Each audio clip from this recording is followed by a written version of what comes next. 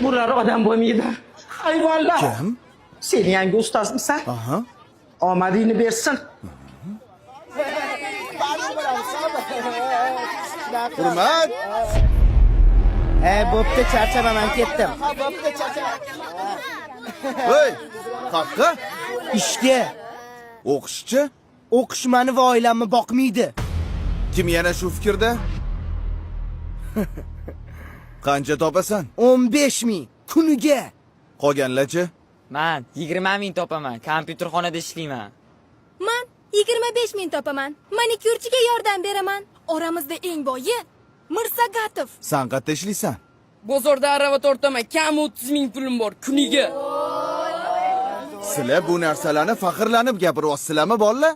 Nima? Qornimizni to'ydirmaydigan 5 lar bilan faxrlanaylikmi? Balki kelisharmiz. Nimani kelishmoqchisiz? Har bir baho uchun pul to'layman. Oppa! Вот это поворот! Eng ko'p baho olgan 5 ta o'quvchiga Kuniga 20 mingdan.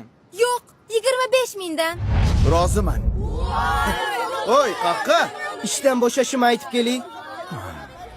Narziqulov doimgidek ikki. Balki oldin tekshirib ko'rarsiz. Voy.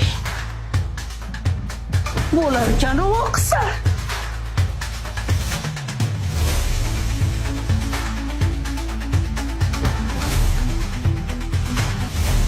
Bizaga pul kerak emas.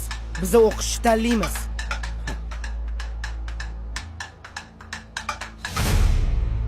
Rosa xursand bo'lsalar kerak. Sovg'a o'zi kimda? Manda. Bo'lla. Ustoz yo'q ekanlar. Assalomu alaykum ustoz. Doston Rustamovich ko'rmadingizmi? Dars tugadi, ketdi. Nega ketadilar? Bugun o'qituvchilar kuni-ku.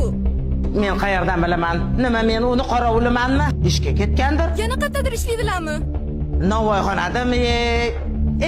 Boshimni qotirmalaring.